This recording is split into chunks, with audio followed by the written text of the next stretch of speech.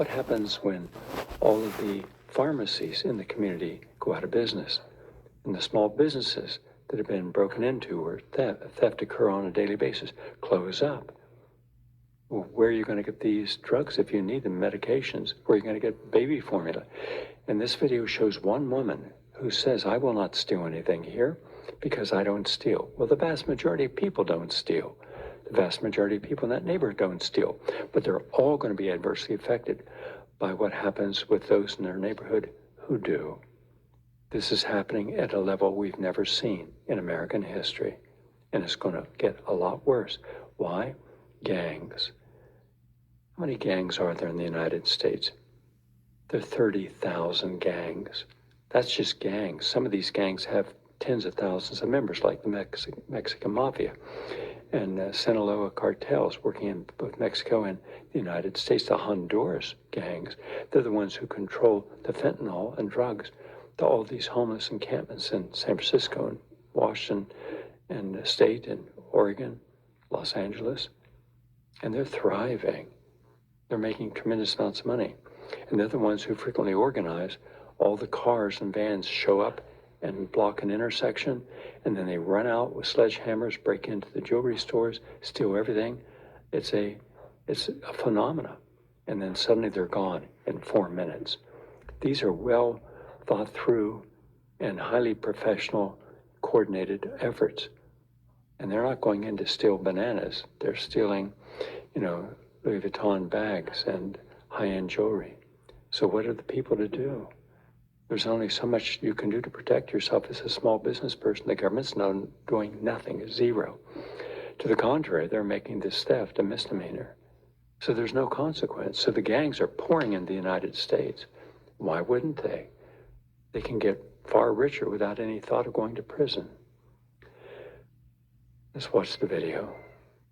Walmart told us in a statement that their annual losses nearly doubled in Chicago in the last 5 years, that losing millions of dollars a year is forcing them to close these stores.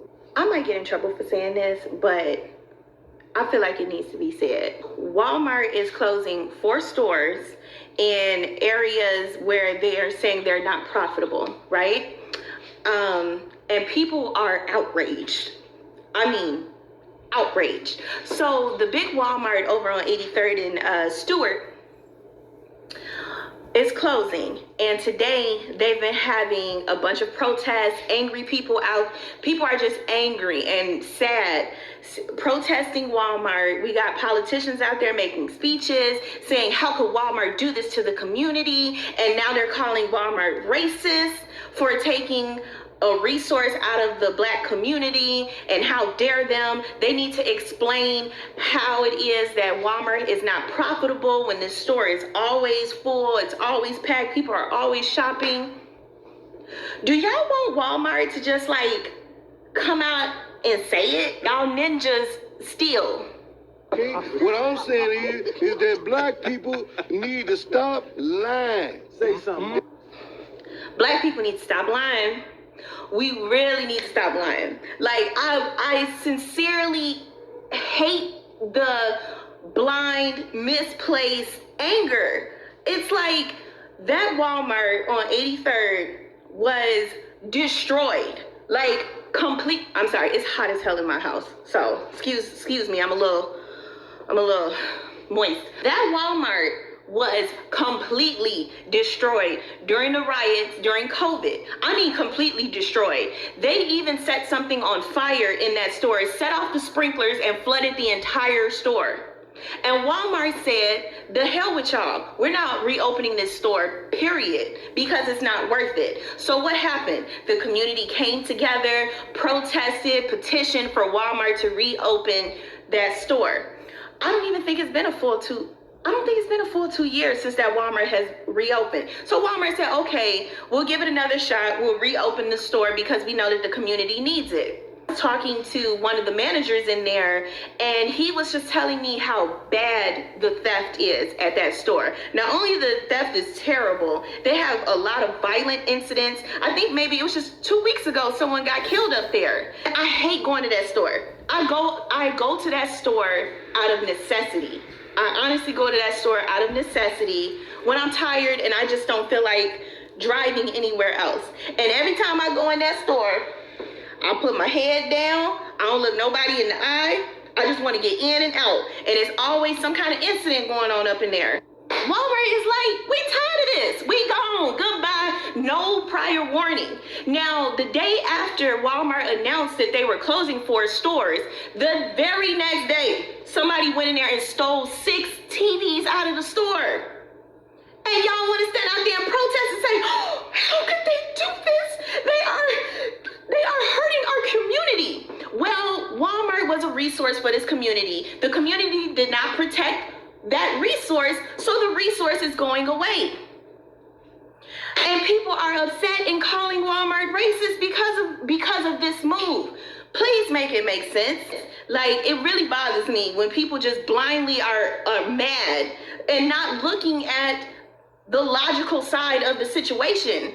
It doesn't make sense for any kind of company to come into a neighborhood and just continuously let people just steal, shootings, fights. It's so hard for them to even keep employees, managers at that location.